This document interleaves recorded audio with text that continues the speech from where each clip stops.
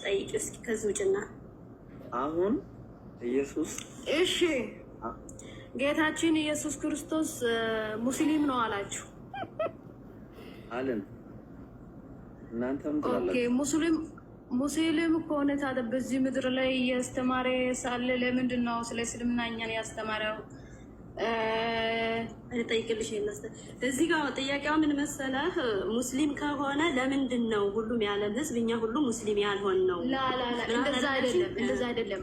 ሶ እሱም ቢያስተምረው ራሱ መፍታችን ነው። አሁን ሰው በምድር ላይ ያለ የፈለገውን ይጠይቃልና አሁን የኔ ጥያቄ ለምንድን ነው ስለ እስልምና በመጽሐፍ ቅዱሳችን ላይ ያልተጻፈው? ለምንድን ነው ስለ እስልምና ያልተናገረው? ያኔ ኢየሱስ ክርስቶስ ያንን ለምንድን ነው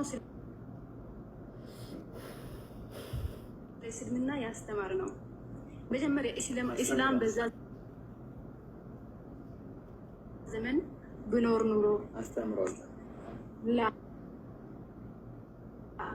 ወዴት ነው? ቤት በኩል ነው ያስተማረው። እስልምና ማለት ምንድን ነው ሲባል